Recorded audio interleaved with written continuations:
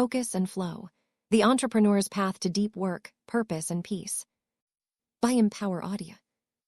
In a world that glorifies busyness, most of us have forgotten what it feels like to be truly focused. We fill our days with movement, scrolling, planning, reacting. Yet by the end of the day, we often feel strangely empty, like nothing meaningful was accomplished.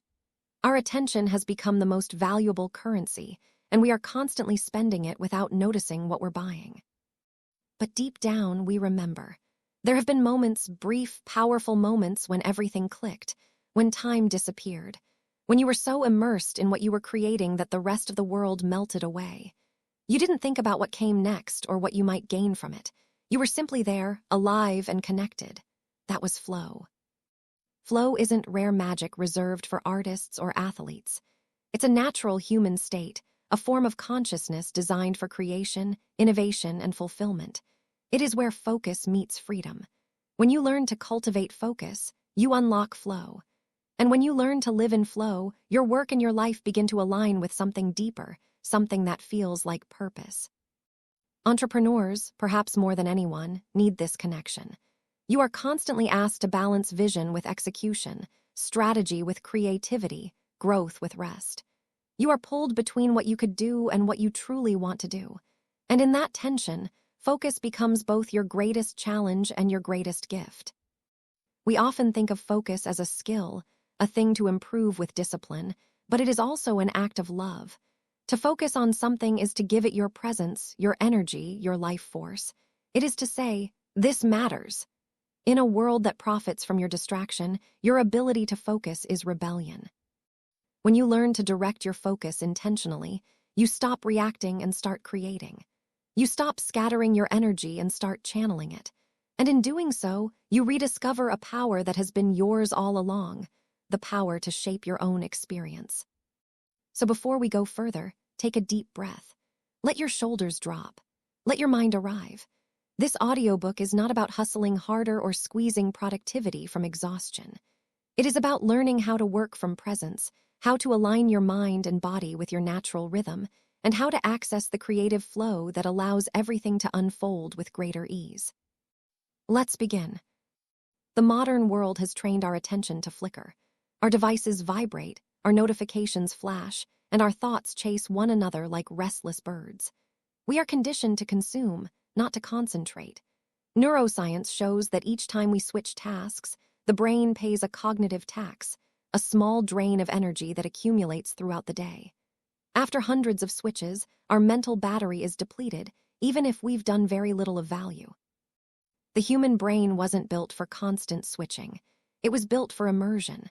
When we immerse ourselves in one meaningful task, the prefrontal cortex, the part of the brain responsible for decision-making and self-consciousness, begins to quiet. The chatter fades. We stop narrating our every move and start simply doing. In that space, flow emerges. Flow is what psychologists call an optimal state of consciousness. It's when you feel and perform your best. Time distorts, hours pass like minutes. You lose yourself in what you're doing, but paradoxically, you also feel more yourself than ever. Your skills and challenges meet perfectly. You're not bored, but you're not anxious either. You're stretched, alive, present.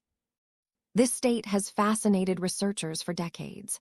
Neuroscientist Mihaly Csikszentmihalyi, who coined the term flow, found that people who experience it regularly report higher life satisfaction, greater happiness, and increased creativity.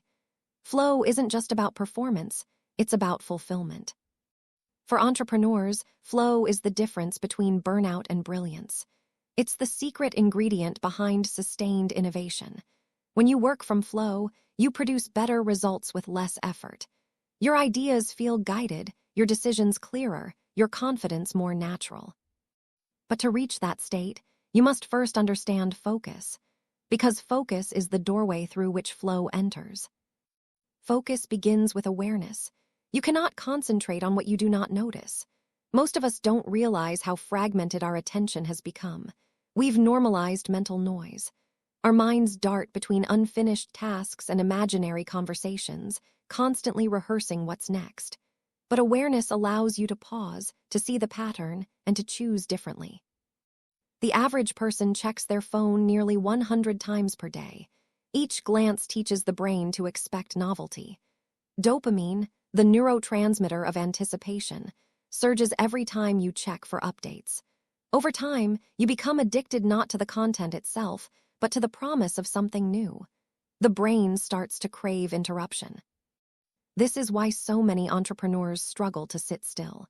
Their creative energy becomes entangled with distraction.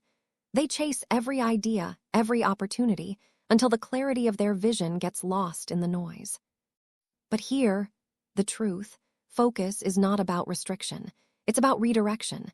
It's not about saying no to everything. It's about saying yes to what truly matters. Your attention is like sunlight. Scattered light warms everything a little, but concentrated light ignites fire. When your focus is diffused, your impact is weak. When it's directed, you become unstoppable. Let's explore what happens inside your brain when you focus.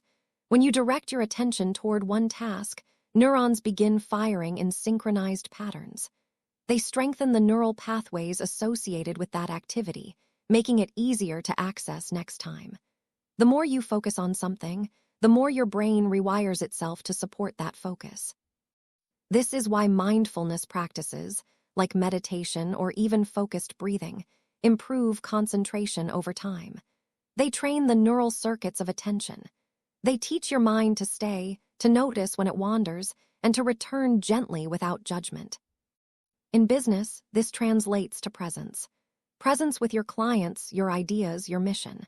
When you cultivate presence, you can sense subtle patterns others miss, shifts in the market, energy in your team, intuition in your decision-making. You develop what many successful entrepreneurs describe as instinct, but what is really just deep focus paired with awareness. Of course, the challenge is not just achieving focus, it's sustaining it. The human brain operates in cycles of high energy and rest, known as ultradian rhythms. Every 90 minutes or so, your focus naturally dips. Most people push through with caffeine or adrenaline, but the smarter move is to rest briefly and return refreshed. Flow is not a constant state. It's a rhythm between effort and release. If you can honor these natural cycles, you can maintain high performance without burning out. You don't need more hours. You need more presence within the hours you already have. Consider this. When you are deeply focused, you activate the task-positive network in the brain, the circuitry responsible for concentration and goal pursuit. When you rest or daydream, you activate the default mode network, the system involved in imagination and self-reflection. Creativity emerges from the balance between the two. If you never rest, your ideas stagnate. If you never focus, they never manifest. Flow happens in the dance between these networks. When you toggle skillfully between focus and rest, your brain becomes a masterpiece of efficiency and inspiration. Entrepreneurs often mistake busyness for progress. They fill every hour with motion, mistaking activity for achievement. But true productivity is not measured by how much you do. It's measured by how aligned your actions are with what truly matters. Imagine two entrepreneurs. One works 10 hours a day, answering messages, multitasking, constantly pivoting. The other spends 4 hours in deep, undisturbed focus. Which one makes more meaningful progress? Almost always, it's the second. Quality of focus trumps quantity of effort. Focus is the secret multiplier. When you master it, everything else compounds: clarity, creativity, income, impact. And yet, sustaining focus in the digital age requires boundaries. You must design your environment for success.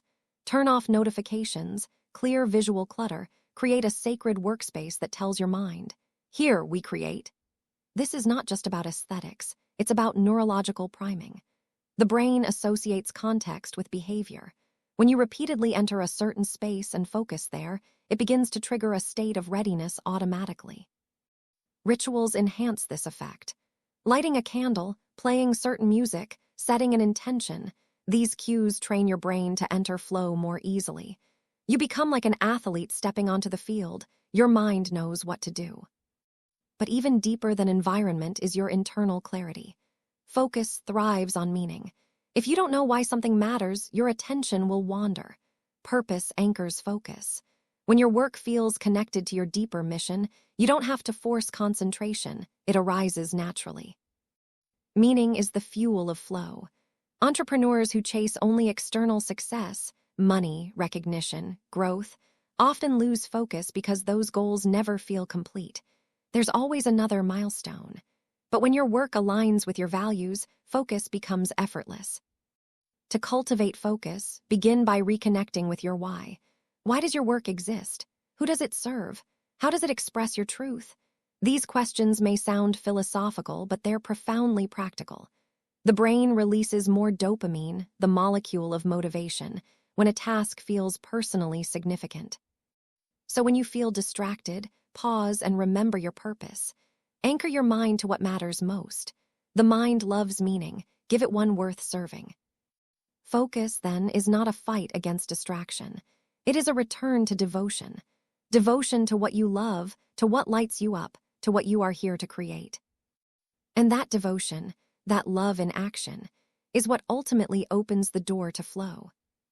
When you begin to reclaim your focus, you will feel resistance, not just from the world, but from within. The mind, accustomed to noise, will rebel against silence. It will invent reasons to check, scroll, and move. It will whisper, just one more thing, and it will try to convince you that stillness is laziness. But that resistance is the threshold of mastery. Focus sharpens only when it meets friction. Each time you notice your attention drifting and gently bring it back, you strengthen your ability to stay. You are training not just your brain, but your presence. Presence is the hidden dimension of focus. It's what turns mere attention into awareness. When you are present, you're not just seeing the task, you're sensing the energy behind it. You begin to feel where effort flows and where it resists. You notice subtleties others miss. The tone of a conversation, the emotion under a client's words, the intuitive nudge to pause or pivot. Presence connects you to flow because it grounds you in the now. Flow can only exist in the present moment. It's impossible to enter flow while clinging to the past or rehearsing the future.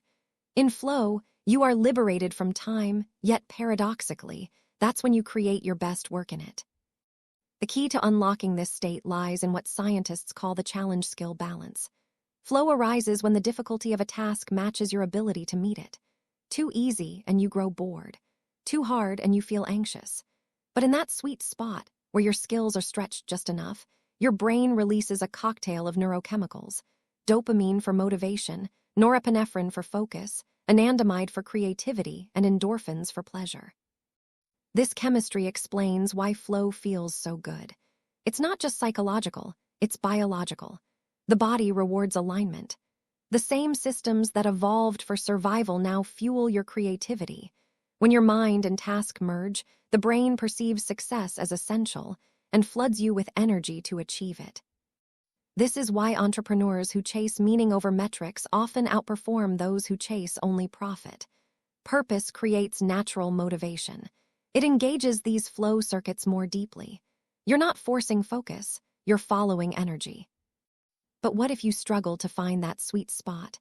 What if your work feels overwhelming or scattered? Then you begin small. Flow builds from micro moments. Choose one task, one project, one creative challenge, and give it your full presence. Don't multitask. Don't open other tabs. Set a timer for 90 minutes and treat that window as sacred. You may not drop into flow immediately, most people don't. It often takes 20 minutes for the brain to shift from surface-level attention into deep focus. The early minutes feel clumsy. Your mind protests, but stay with it. Breathe. Return to the task each time you drift. You are building a bridge into stillness. With practice, your brain learns to recognize the path. Focus becomes a muscle memory, a familiar rhythm. You begin to crave it, not the frantic buzz of productivity, but the grounded joy of full engagement. This is the secret rhythm of mastery. Every great creator, athlete, and visionary lives by it. Not because they force themselves to, but because they have felt the incomparable richness of flow. They know that it is the place where effort turns into art. Focus is also an act of trust. When you choose one thing, you are trusting that the rest will wait. This is difficult for entrepreneurs because your mind is wired for possibility. You see patterns, connections. and opportunities everywhere. But when you say yes to everything, you dilute the potency of your gifts. You are not here to do it all. You are here to do what only you can do. Focus protects that truth. When you focus deeply, you enter partnership with life itself. You are saying, I am here fully. And life responds. Ideas arrive. Synchronicities unfold. Flow is not something you control, it's something you cooperate with. This cooperation depends on three things: attention, emotion, and intention. Attention focuses your energy. Emotion fuels it. Intention directs it. When all three align, focus transforms from discipline into devotion. Intention clarifies your direction. Emotion gives it momentum. Attention carries it forward. If one of those elements weakens, flow fades. You may have focus without feeling, dry efficiency with no spark, or emotion without focus, excitement with no follow-through, or intention without attention, a dream unmanifested. But when all three meet, something shifts. You no longer chase motivation, it finds you. The day feels lighter. Work becomes play. This is not about forcing yourself into a perfect routine. It's about aligning your inner state with your creative calling. Let's ground this in practice. Begin each day by setting a single intention, not a to-do list, but a focal point. Ask yourself, if I could only accomplish one thing today that would move me closer to my vision, what would it be? Write it down, feel it, visualize it done, then shape your environment to support it. Silence your phone, close unnecessary tabs, make your space beautiful. Even a small ritual, a deep breath, a sip of tea, a few moments of gratitude can signal your nervous system that it's time to enter a different mode. Then, focus on that one thing until completion. Completion releases dopamine, which reinforces the behavior neurologically. Your brain begins to associate focus with satisfaction instead of struggle. This is how you train the chemistry of flow. It's not through willpower, but through rhythm, focus, completion, reward, rest. As you master this rhythm, your capacity expands. You begin to tackle larger projects with ease. You trust your ability to drop into flow on demand. And something beautiful happens. The line between work and life begins to blur, not in exhaustion, but in harmony. You start to live in a flow-based way, where your attention naturally moves toward what feels alive and purposeful. You notice flow even outside of work, in conversations, in cooking, in nature. You realize that focus was never just about productivity, it was about presence. The more present you become, the more life gives back to you. The world feels less chaotic, not because it changed, but because you stopped dividing your energy across 1,000 worries. You learn that peace isn't found in doing everything, it's found in being fully with what you're doing now. Neuroscience supports this. Focus increases activity in the anterior cingulate cortex, the brain region that manages attention and emotion regulation. As you strengthen it, you also increase resilience. You become less reactive, more creative, and better able to navigate uncertainty, qualities every entrepreneur needs. Stress no longer derails you. It becomes information. Distractions no longer seduce you. They become opportunities to recommit. This is how focus transforms your identity. It turns you from a reactor into a creator, from scattered to centered, from overwhelmed to aligned. There's a quiet confidence that arises in people who live this way. They no longer measure success by how busy they are, but by how alive they feel while creating. They know that their best work comes not from effort alone, but from attunement, the subtle harmony between action and awareness. That harmony is flow. When you find it, you'll notice that your intuition sharpens.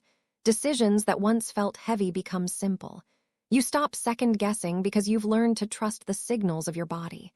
Flow is not just mental, it's embodied.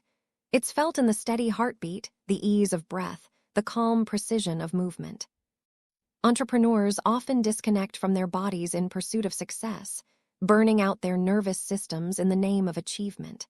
But flow teaches the opposite. The body is not an obstacle to productivity. It is the vessel through which your creative power moves. If you ignore your body, you disconnect from your deepest intelligence.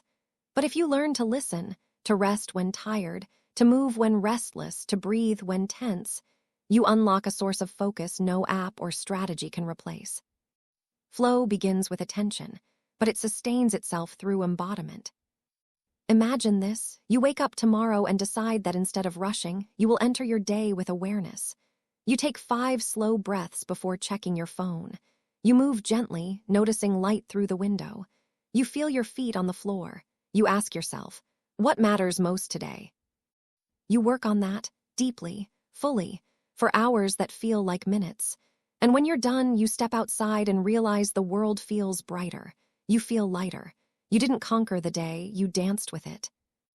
That is the essence of flow, not control, but communion. The science of focus reveals what mystics and philosophers have always known: that attention shapes reality. What you focus on expands. What you neglect withers.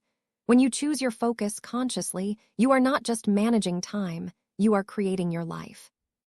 And when you merge that focus with flow, you align with something far greater than yourself. You tap into the universal current of creation, the same force that moves rivers, grows forests, and inspires art. You become both the artist and the artwork, the thinker and the thought. This is not poetic exaggeration. It is the lived experience of those who learn to focus deeply. And so, as we close this first part of our journey, let these words settle into your heart. Focus is freedom. Flow is fulfillment. Together, they form the foundation for everything meaningful you will ever create. When you master focus, you reclaim your power. When you enter flow, you reclaim your peace. And when you learn to live from both, you don't just build a business, you build a life that feels like art. Flow begins where control ends. It starts in that quiet, uncertain space just beyond your comfort zone, the moment you stop gripping so tightly and allow life to move through you. Most people misunderstand flow as a state of relentless productivity, but that's not its essence. True flow isn't about doing more, it's about becoming one with what you're doing. It's less about force and more about surrender. Think of a river. The river doesn't strive to flow. It moves effortlessly, guided by the landscape, by gravity, by its own nature. You never see a river trying to rush upstream or second-guessing its direction. It simply flows where it is meant to go. But here's what we often forget. The river's flow looks effortless because it's shaped by discipline. The river carved its path over time, through persistence, through consistency, through the balance of movement and stillness. Flow in life and work is the same. You cultivate the conditions for it, then you let go. You build the banks so the current can carry you. We live in a culture obsessed with control. We try to control our schedules, our outcomes, even our emotions. But control is an illusion. It creates tension, and tension blocks flow. You can't force yourself into inspiration. You can only create the space for inspiration to find you. That's the art of flow. Aligning effort with ease, structure with spontaneity, action with awareness. For entrepreneurs, this art is essential. Every business is an ecosystem, not a machine. There are times for structure and times for surrender. There are seasons to plant and seasons to rest. Flow means knowing which season you are in and trusting it. When you're in flow, decisions feel guided. You stop chasing momentum and start channeling it. You stop asking, how can I make this happen? And start asking, how can I align with what wants to happen? That subtle shift changes everything. Flow invites collaboration with life. You become less like a manager of circumstances and more like a conductor, guiding energy with presence. Your work stops feeling like a battle and begins to feel like a dance. Science supports this. During flow, brainwaves slow from beta active thinking into alpha and theta states, the same frequencies found in meditation and creativity. The prefrontal cortex, the part of the brain that houses your inner critic, temporarily deactivates. This phenomenon is called transient hypofrontality. It's what allows musicians to improvise, athletes to perform effortlessly, and innovators to enter timeless states of creation. In flow, you lose the self-consciousness that normally inhibits you. You stop judging yourself and instead become a vessel for creation. The work moves through you, not from you. That's why so many people describe flow as spiritual. It feels like a reunion with something bigger than yourself. But here's the paradox. You can't reach flow by chasing it. The more you try to force it, the further it drifts. Flow happens when you are fully absorbed in the process, when the doing becomes its own reward. This is why passion and curiosity matter. They are the emotional gateways to flow. When you do something you love or something that fascinates you, your brain releases dopamine before you even begin. That anticipation primes you for engagement. You're drawn in. You forget to check the clock. You stop thinking about results. You simply do. And then something clicks. That click is the moment of alignment, when your inner world meets your outer action. Entrepreneurs often describe this as being in the zone, when strategy and intuition blend. You might be designing, writing, coaching, building, or brainstorming, and suddenly the answers appear faster than you can record them.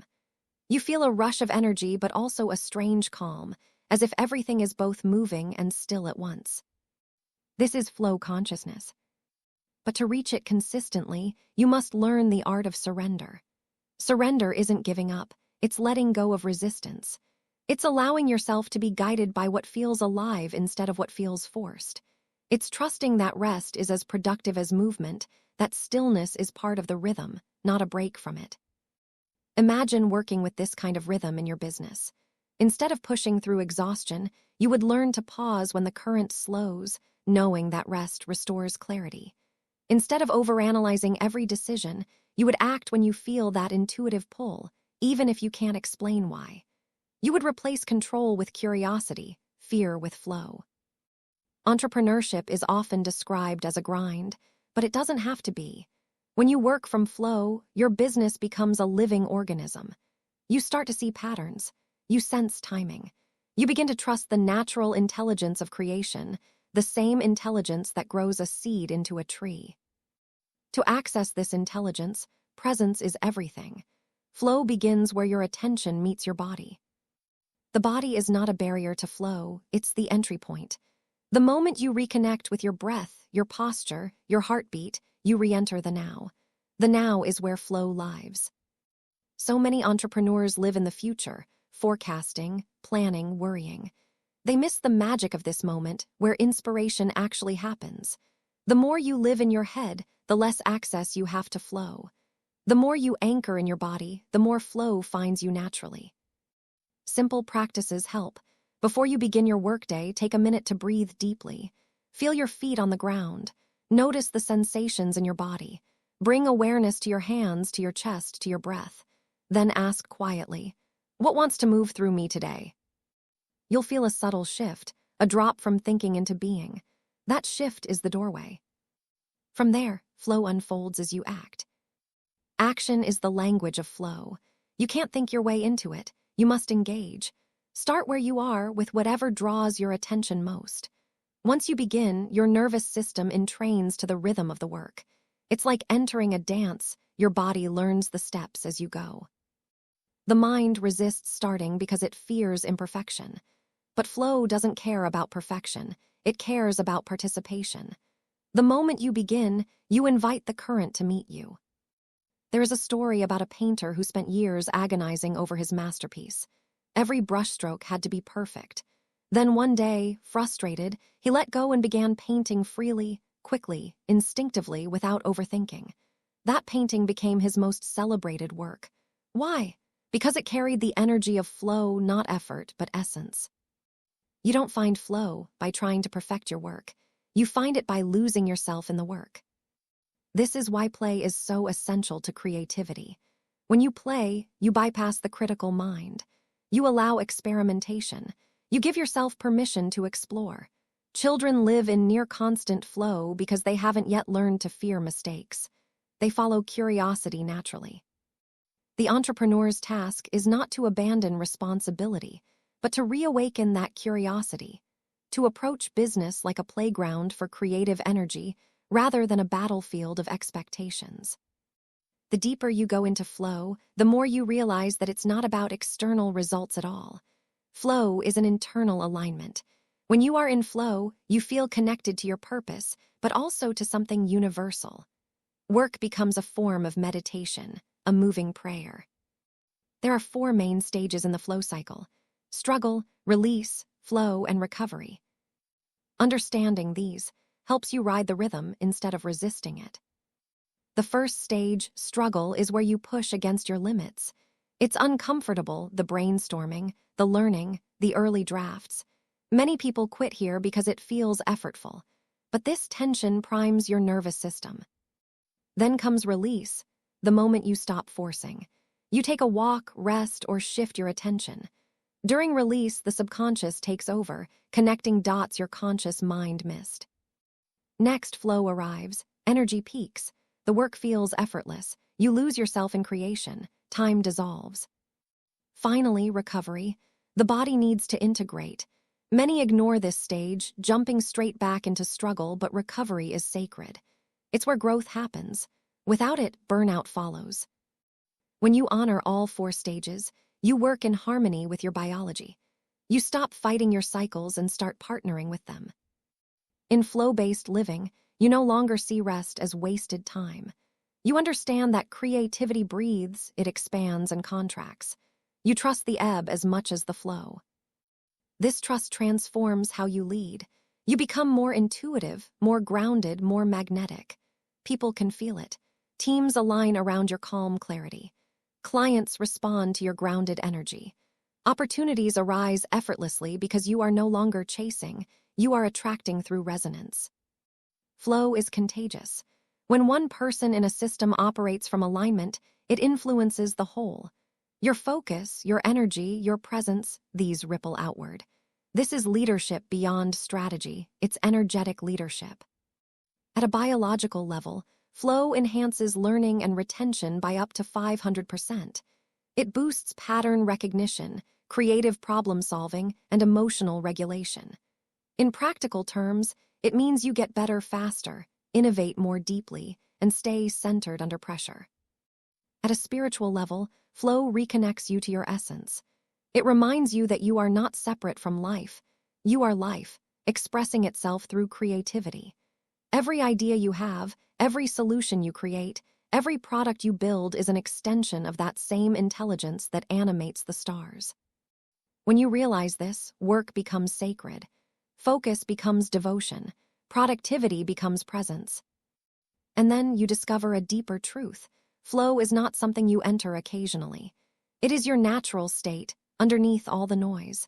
You don't have to create flow. You only have to clear what blocks it: fear, doubt, overthinking, comparison. When you release those, flow returns like breath. You will begin to notice synchronicities, a call from a potential collaborator, a chance encounter, a sudden insight in the shower. These are not coincidences. They are evidence that you are aligned. Flow connects you to the larger field of possibilities. The more you trust it, the more it reveals. And perhaps the greatest paradox of all is this: when you stop chasing success and start living in flow, success begins chasing you. Opportunities align because you are resonating at the frequency of clarity. Clients feel your authenticity. Ideas flow through you effortlessly. Money becomes a byproduct of meaning. This is the art of flow, not forcing outcomes, but creating the conditions where outcomes unfold naturally. Flow thrives where structure supports it. You don't fall into deep focus by accident. You create the conditions that invite it. Just as a garden flourishes within boundaries that protect and nourish it, your mind and creativity need their own ecosystem of clarity, order, and rhythm. For most entrepreneurs, the struggle is not a lack of passion, it's fragmentation. Too many ideas, too many demands, too many open loops pulling attention in 1,000 directions. The brain wasn't designed to multitask on the scale modern life requires. Each open task consumes mental bandwidth. Each decision depletes willpower. Over time, the clutter becomes a cage, not a canvas. To live and work in flow, you must reclaim your attention from chaos. You must design a system that makes alignment easier than distraction. This doesn't mean becoming rigid or robotic. True systems are alive. They support freedom, not limit it. They create space for creativity to bloom without being smothered by disorder. The first step in building your flow system is understanding your natural energy patterns. Every person has cycles, times of the day, week, or month when focus and creativity peak. For some, early morning brings clarity. For others, inspiration arrives late at night when the world is quiet. The goal is not to copy someone else's productivity ritual, but to learn your own rhythm. Begin by observing your energy like a scientist. For 1 week, note when you feel most alert, when your mind feels foggy, when ideas come easily, and when you crave rest. This awareness becomes the foundation for your flow schedule. If mornings are your creative window, protect them fiercely. Don't fill them with meetings or messages. Use that time for deep work, the tasks that move your mission forward. Let the afternoons hold lighter, administrative tasks that require less focus. Working against your natural rhythm is like swimming upstream. It's possible, but it drains your life force. Working with it feels like surfing a wave. You move farther with less effort because you're aligned with nature's flow, your own internal tide. Once you know your rhythm, the next step is to build ritual around it. Rituals anchor your attention and signal to your brain, it's time to focus. They bridge the gap between distraction and presence. A ritual can be as simple as lighting a candle, making tea, or listening to a certain playlist. It's less about the act itself and more about the association it creates. When repeated consistently, these cues condition your nervous system to enter flow faster. Imagine sitting at your desk, taking a deep breath, hearing familiar music begin, and feeling your mind drop instantly into stillness. That's ritual in action, the neural shortcut to immersion. But focus also depends on environment. You cannot build flow in chaos. The external mirrors the internal.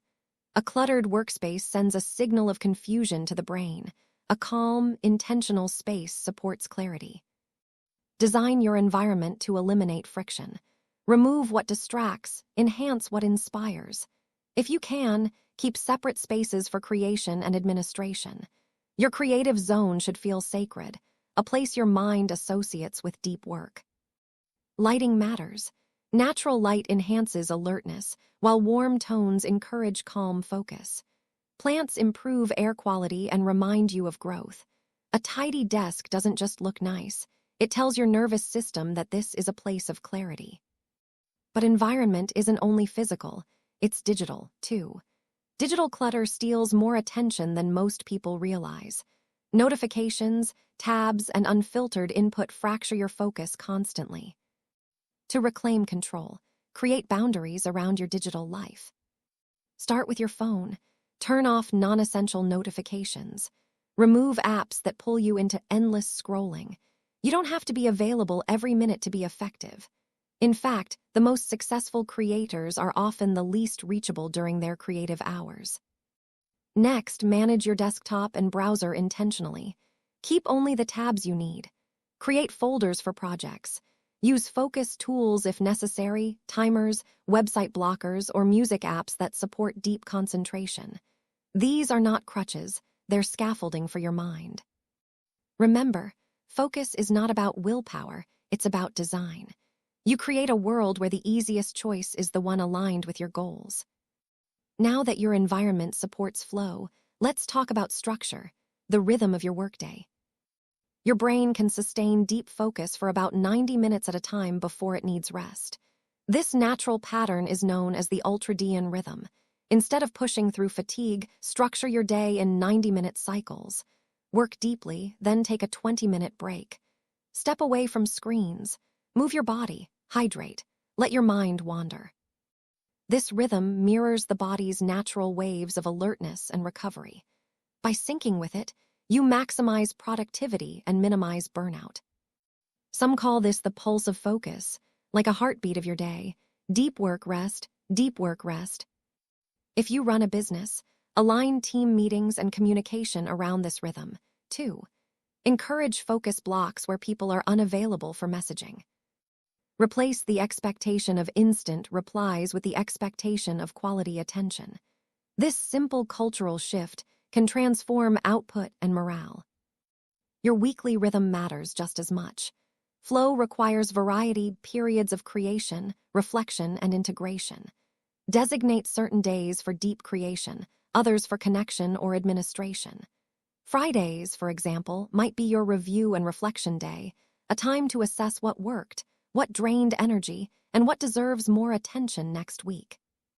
These patterns create psychological safety for the brain. Predictability reduces decision fatigue. When your nervous system trusts the rhythm, it relaxes, and flow becomes easier to access. However, the most powerful part of your flow system is not scheduling, it's clarity. Clarity is focus in motion. Without it, structure becomes a cage. With it, structure becomes freedom. Each morning before you start working, identify your one thing. The single task that, if accomplished, would make the day meaningful. Write it down. Visualize it complete. Let everything else orbit around it. When you protect that one focus, you reclaim your creative sovereignty. You no longer measure productivity by how much you checked off, but by how aligned your actions were with your mission. This practice also rewires dopamine pathways. Each time you complete your one thing, your brain rewards you. You build trust with yourself, the foundation of confidence and consistency. Then you extend this clarity outward. Each week, set 3 priorities. Each month, define your focus theme, the overarching intention that guides decisions. For entrepreneurs, this might be growth, connection, systems, or rest. By naming your theme, you align all smaller actions with a bigger story. When your system aligns purpose with practice, flow becomes sustainable. You no longer chase motivation because meaning fuels you. You know what to do and why it matters. The next element of your flow system is boundaries. Flow cannot coexist with constant interruption. You must learn to protect your focus from the world's noise. Set communication windows, specific times to check email or messages. Let your team or clients know these boundaries clearly. When you respect your time, others learn to respect it too. Boundaries are not walls, they're containers for your energy. They keep your creative fire from burning out of control. Without them, your attention scatters into obligations that aren't yours to hold. Each time you say yes to something misaligned, you say no to your deeper purpose. Each time you say no with integrity, you say yes to the work that truly matters. Over time, this discipline becomes natural. You no longer feel guilt for resting or declining opportunities because you understand that focus is a form of service. When you honor your energy, you bring your best to the world. Finally, every effective flow system includes reflection. Reflection is integration, the pause that converts experience into wisdom. At the end of each day, take 5 minutes to look back. What brought you energy? What drained it? Where did you feel in flow and where did you resist? This simple habit turns awareness into mastery. Reflection also resets the mind for rest. Entrepreneurs often carry the day's momentum into the night, replaying tasks in their heads. By writing them down and acknowledging completion, you signal to the brain that it's safe to relax. Rest is not the opposite of work, it's the continuation of it. During sleep, your brain consolidates memories, repairs cells, and generates insights. Skipping rest is like pulling a plant out of the soil to check if it's growing. Trust the process. When you combine rhythm, clarity, and reflection, you create a living system, one that evolves with you.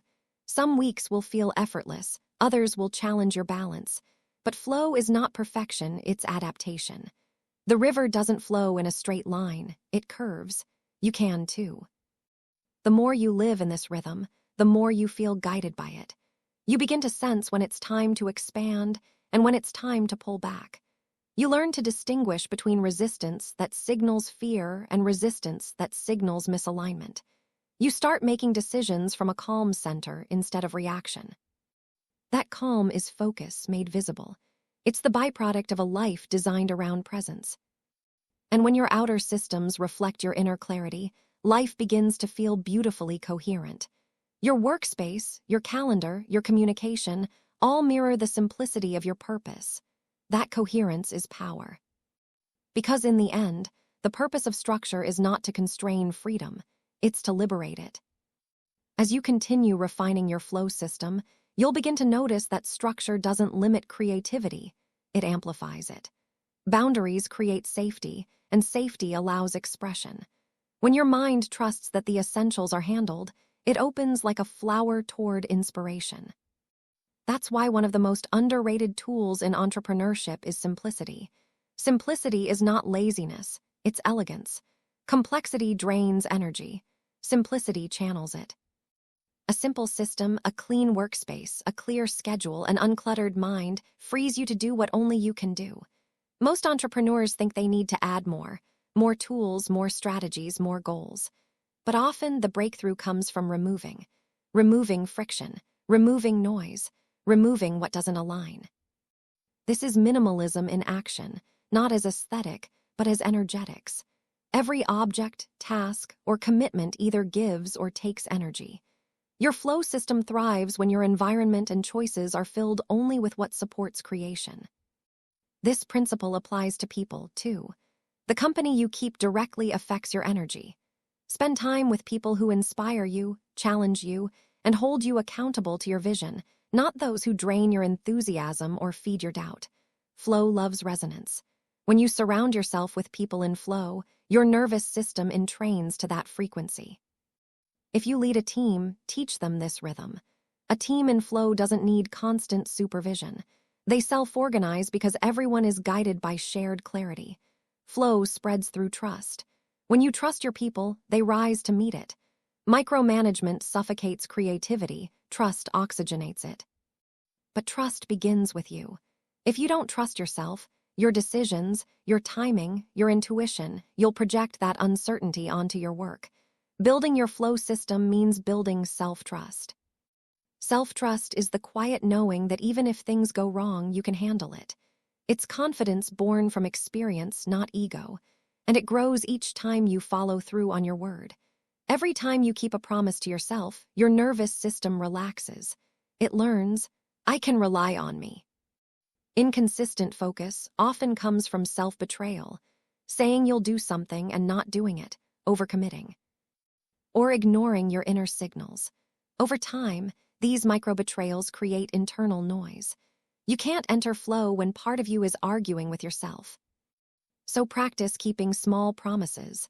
Not grand resolutions, but daily commitments you can honor. One focused session, one walk outside, one moment of gratitude. Every completion reinforces integrity. When your actions align with your words, your mind stops doubting and starts cooperating. That inner coherence is the ultimate productivity hack. Energy management is another cornerstone of your flow system. You can't create sustainably on an empty tank. Flow isn't about pushing harder, it's about circulating energy wisely. Energy is influenced by more than sleep or food. It's shaped by what you consume mentally and emotionally. The media you watch, the conversations you engage in, the thoughts you repeat, all of it affects your state. Guard your mental environment as carefully as your workspace. In the morning, before checking messages, feed your mind intentionally. Read or listen to something that uplifts you. Begin your day with inspiration, not reaction. The first input of the day sets the tone for the hours ahead. Nutrition, too, influences focus. Stable blood sugar supports stable attention. Heavy, processed foods dull mental clarity. Hydrating and eating whole, living foods keep your mind vibrant. Think of your body as part of your creative team. Give it the fuel it deserves. Movement is another gateway. Entrepreneurs often sit for hours, disconnecting from the body that carries their brilliance. But flow thrives in motion. Whether it's yoga, walking, dancing, or stretching between calls, movement refreshes the brain and resets the nervous system. The best ideas often arrive when the body is moving because movement clears mental static. Your system must also include rest. Deep rest, not just sleep. Time where your senses can unclench, where silence can reach you. True rest isn't scrolling or half-working, it's restoration. When you allow yourself to fully rest, you restore not just energy but perspective. If you struggle to rest, remind yourself that rest is productive. It's the space in which your subconscious integrates and prepares your next breakthrough. Without integration, you repeat lessons instead of evolving them. Flow isn't about intensity, it's about sustainability. Anyone can push for a short burst. The The masters are those who sustain creativity for decades without burning out. They've built systems that honor their humanity as much as their ambition. That's what you're creating now, a business that supports your well-being instead of consuming it. A sustainable flow system also respects the seasons of life. There will be times of expansion, launches, growth, visible momentum, and times of contraction, quiet, reflection, reevaluation. Both are necessary. You can't bloom endlessly without rest. Even nature cycles between abundance and dormancy. If you find yourself in a slower season, don't rush to escape it. Use it to deepen your roots. Rest is where wisdom matures. The ideas that seem to disappear in winter often bloom stronger in spring. Trust your timing.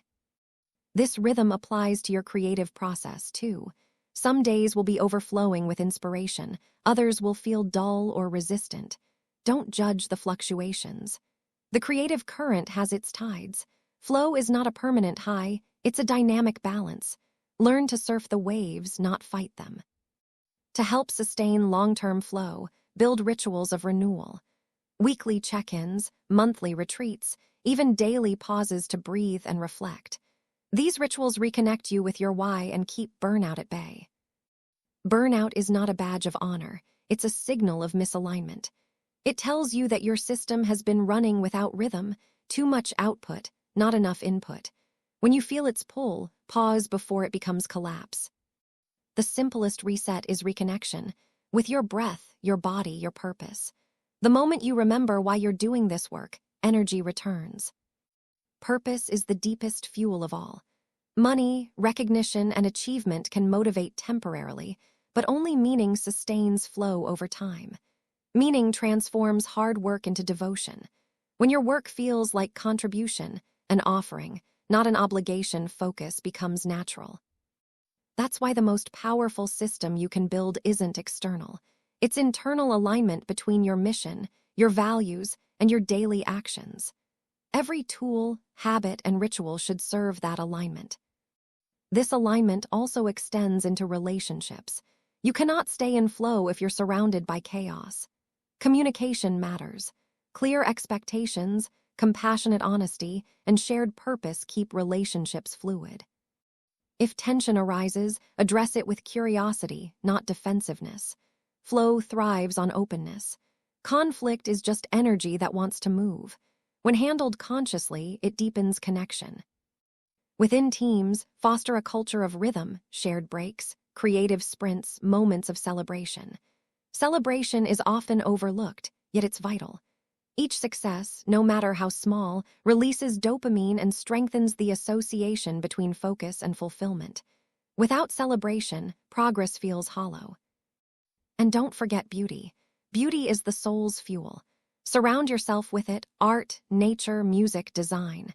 Beauty awakens presence, and presence awakens flow. When you look at your environment, ask, does this inspire me to create, or does it drain me?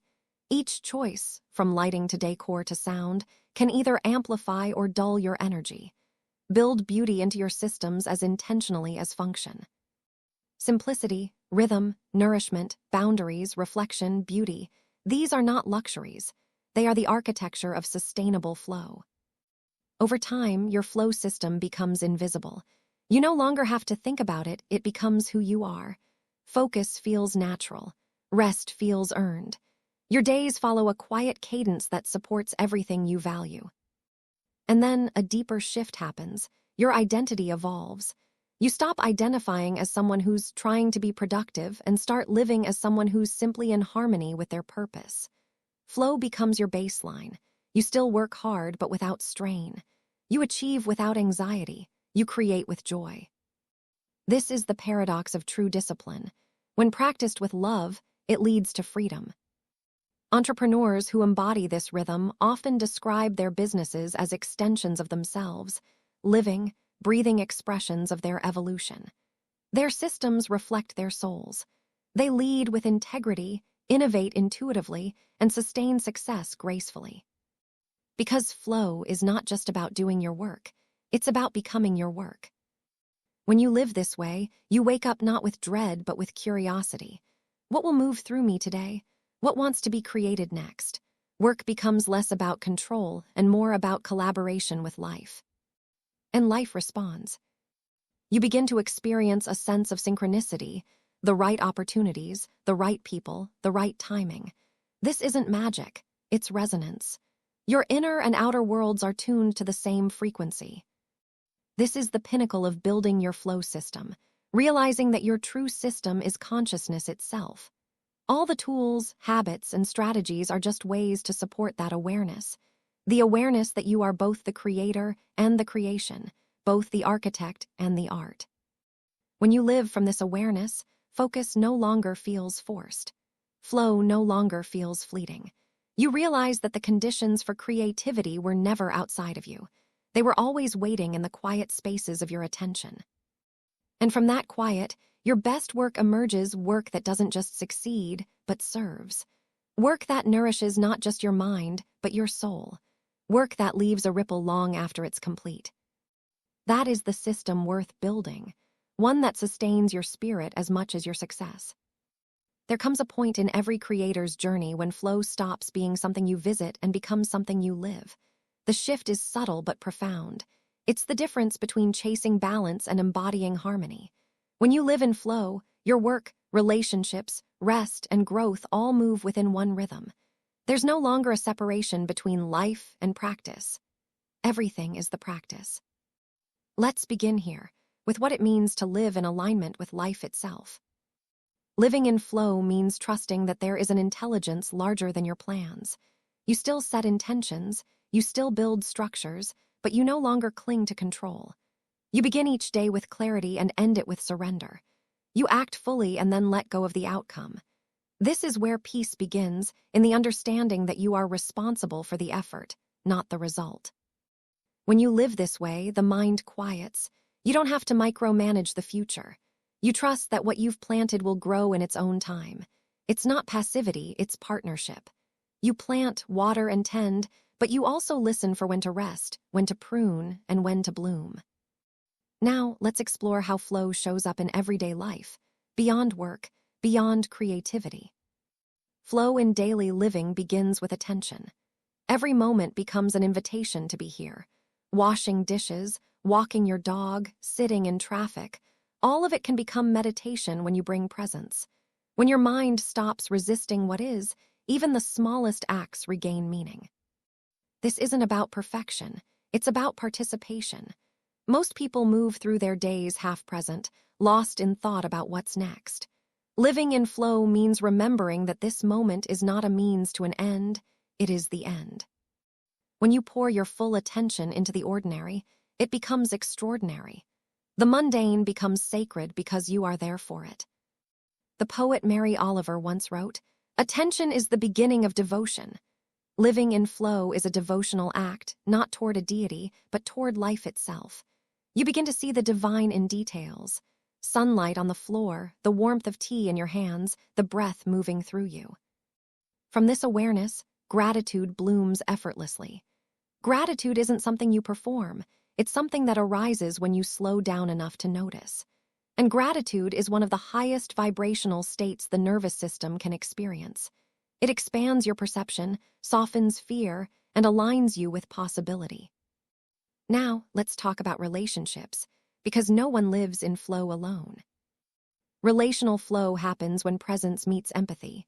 When you listen without agenda, when you speak without pretense, when you allow another person to be fully themselves in your presence, you create connection that feels timeless.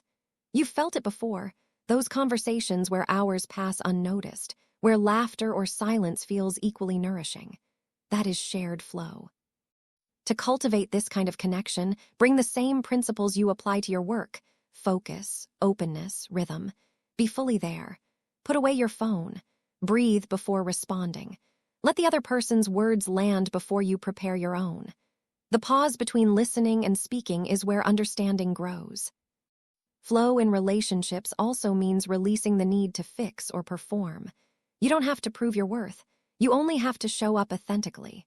The more you practice presence with yourself, the easier it becomes to offer it to others. And when you do, something beautiful happens. Your relationships start mirroring your inner state. Calm attracts calm. Authenticity attracts authenticity. Flow attracts flow. This is how leadership evolves, too. Leading from flow isn't about authority, it's about coherence. When your nervous system is regulated, others feel safe around you. They sense your clarity, your calm focus, your non-reactivity. You lead not through control, but through resonance. A leader in flow doesn't demand alignment, they embody it. Their presence sets the tempo for the whole system. Just as a tuning fork brings surrounding instruments into harmony, a grounded leader brings coherence to the team. This kind of leadership begins with self-regulation. Before every meeting, take a breath. Drop your attention into your body. Feel your feet on the floor, your spine aligned, your breath steady. When you speak from this place, your words carry more weight, not because you're louder, but because you're congruent. Congruence is power. When your actions, words, and energy all tell the same story, people trust you instinctively. That trust allows collaboration to flow. Living in flow also transforms your relationship with time. When you are scattered, time feels scarce. You chase it, bargain with it, resent it. But when you are present, time expands, minutes stretch. Creativity flows faster, yet the experience feels slower, richer. It's a paradox. The more focused you are, the more abundant time becomes. Try this experiment. For one day, do everything slower. Walk slower, eat slower, breathe slower. Notice how your awareness widens.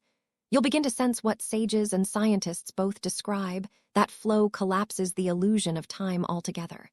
When you are fully absorbed, the linear sense of past and future dissolves into one continuous now. This awareness softens the anxiety of not enough.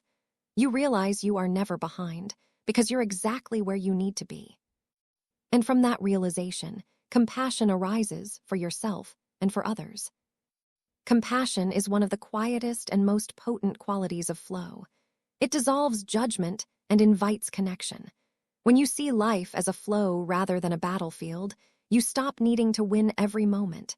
You start meeting life with curiosity instead of control. You forgive yourself faster. You recover quicker. You lead with kindness. Let's move deeper into how flow influences creativity itself. Because once you live from this state, your creative process transforms completely. When you no longer create from pressure, creation becomes play again. Ideas come when they're ready, not when you demand them. You learn to listen to the whispers of inspiration that arise in the quiet spaces between effort. The best work emerges when you give it room to breathe. Flow teaches you that creation is a dialogue, not a monologue. You don't force your ideas, you court them. You show up consistently, but you stay open to surprise. In practical terms, this means allowing flexibility in your process. Plan enough to begin, then follow the energy where it wants to go. The rigid mind resists flow, the receptive mind rides it. Entrepreneurs often fear this surrender because it feels uncertain. But uncertainty is the birthplace of innovation.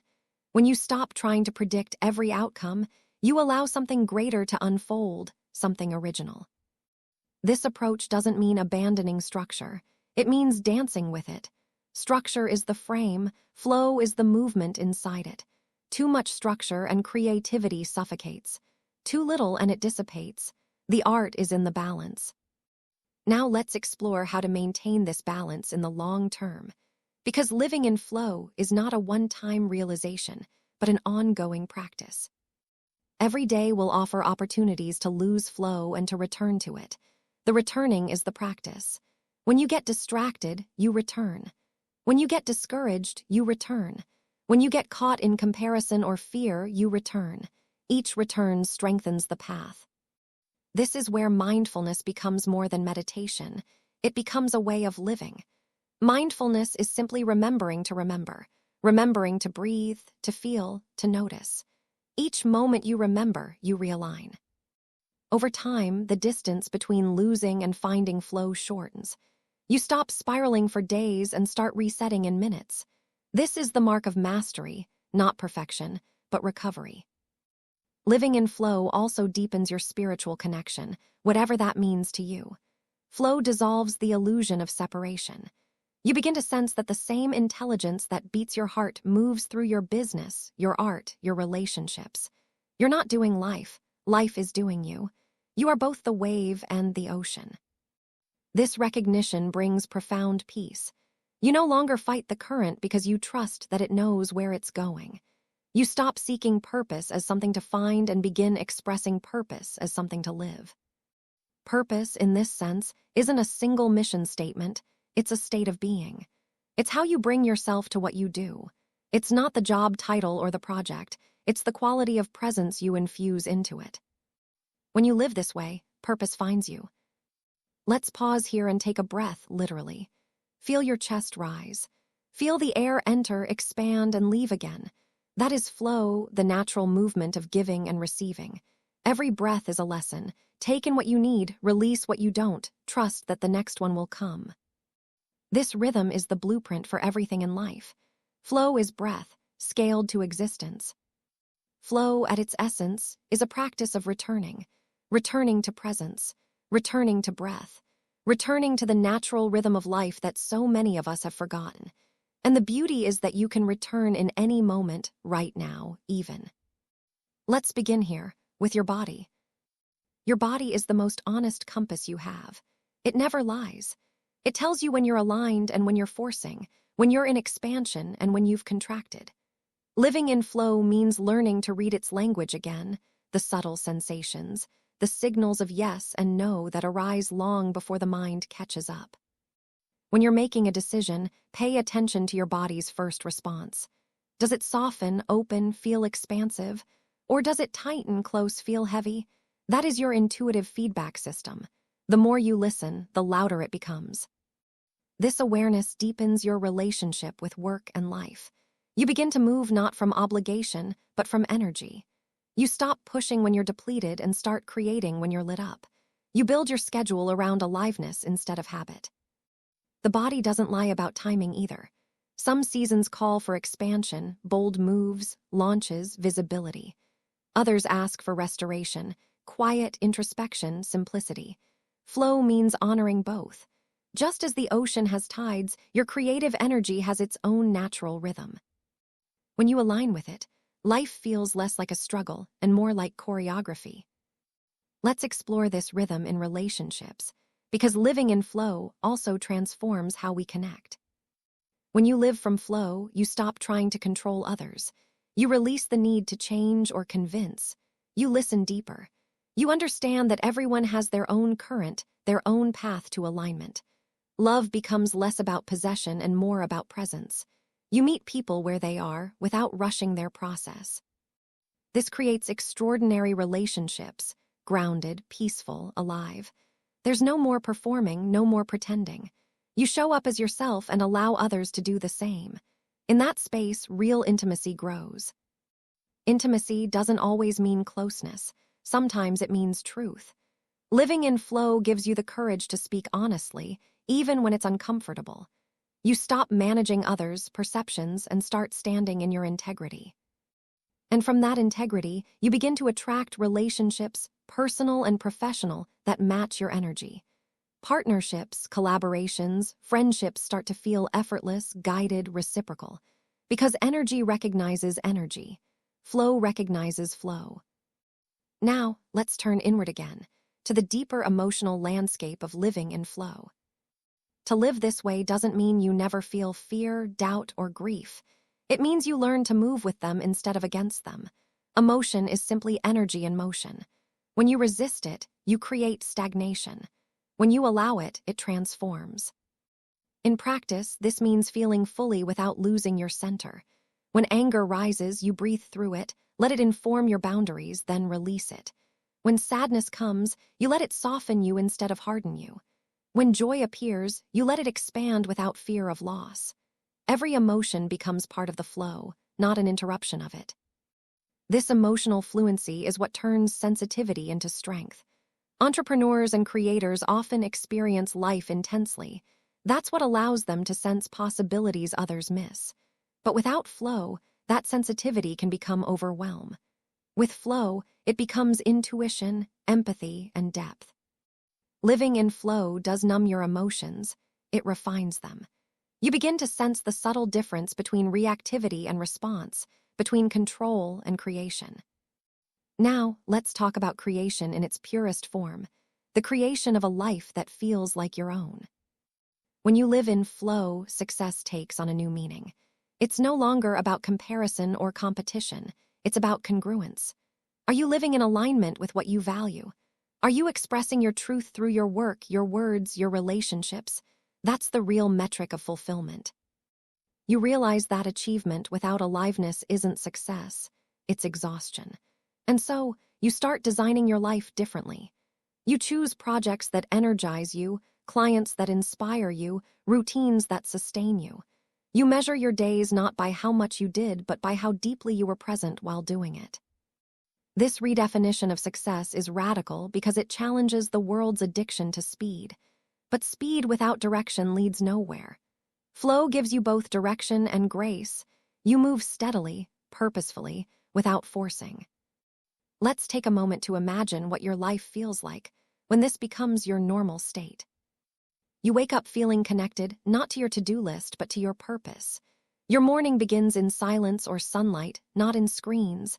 You breathe, you ground, you orient yourself toward what matters. When you work, you are fully there. Hours pass without strain. Ideas arrive as if whispered by something wiser. You take breaks before you're burned out. You rest without guilt. You end your day with gratitude instead of worry. You know that each day's flow was exactly enough. And when challenges come, because they will, you don't panic.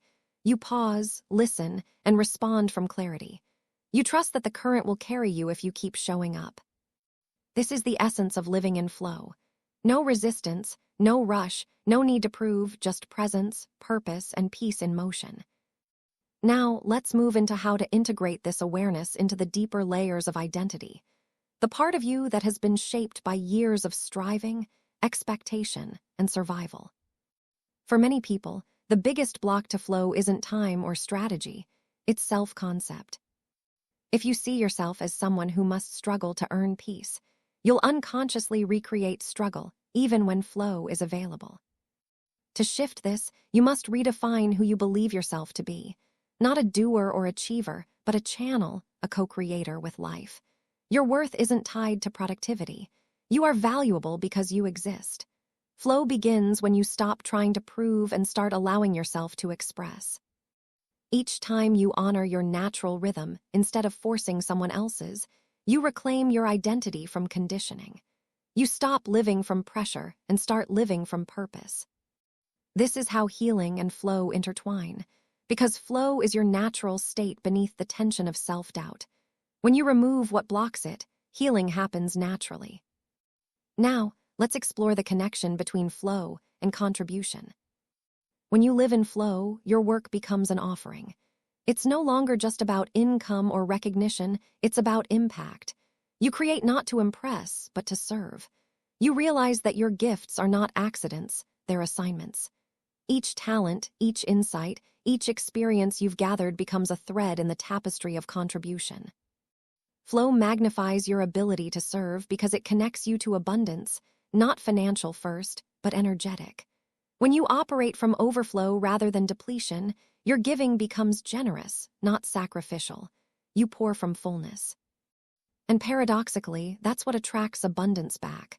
The more you give from alignment, the more energy, opportunities, and prosperity circulate back to you. It's the law of flow itself. Give, receive, release, repeat. Let's transition now to one of the most overlooked aspects of flow, the practice of slowing down. Slowness isn't laziness, it's mastery. When you move slowly, you can feel more. You notice nuance. You make fewer mistakes because you're aware. You experience more joy because you're not racing past it. The world equates speed with success, but speed often leads to shallow living. Flow invites depth instead, the richness that comes from savoring what you create, who you meet, and how you grow. If you want to feel more alive, slow down. If you want to experience more success, deepen your attention. Living in flow doesn't mean you withdraw from ambition. It means your ambition becomes holistic. You want growth that nourishes, wealth that uplifts, success that doesn't cost your soul. This is what the new generation of entrepreneurs and healers are building: businesses rooted in well-being, abundance grounded in authenticity. The era of burnout as a badge of honor is ending. The era of sustainable flow is here. You are part of that evolution. Now, let's begin the final movement: integration. Integration is where wisdom becomes embodiment. It's not enough to understand flow intellectually. You must live it physically, emotionally, spiritually. You must bring it into your mornings, your meals, your emails, your relationships. Integration is less about doing and more about remembering. Each time you catch yourself rushing, doubting, or comparing, remember, there is another way. Return to your breath, your body, your focus. Flow is never far, it's just behind the noise. So pause now. Close your eyes if you can. Take a long breath in through your nose and exhale through your mouth. Feel your body settle. Imagine that everything you've learned about focus, rhythm, energy, trust, and surrender is weaving together inside you like a golden thread. It runs through your spine, connecting your mind to your heart to your purpose. With every breath, that thread strengthens. It becomes the channel through which inspiration flows, through which your work moves effortlessly into the world. You don't have to control it. You only have to stay open. This is the embodiment of flow. Openness with direction, effort balanced with ease, purpose held with peace. Now imagine your life 6 months from now if you lived this way fully, guided by clarity, protected by boundaries, nourished by rhythm, expanded by purpose. What would it feel like to wake up every day knowing you're working with life, not against it? Feel that energy in your body. That's not a fantasy, that's memory. You already know this state. Flow is who you are beneath the noise. And so, as we close, let's end with a reflection. Ask yourself quietly, what do I need to release to live in flow? What do I need to remember to stay in it? What is life inviting me to create from this place of peace and power? Let the answers come as sensations, images, or words. Trust whatever arises. Then take one more breath, deep and slow. Feel the simplicity of this moment, the air, the sound, the awareness of being here. This is flow. It's been here all along. You don't have to chase it anymore. You only have to return. And when you do, again and again, life opens its arms, saying, "Welcome home." End of part 4, Living in Flow. Focus and Flow, the entrepreneur's path to deep work, purpose, and peace. By Empower Audio. Thank you for listening. Please support us by subscribing, commenting, and sharing our audiobook. Thanks again.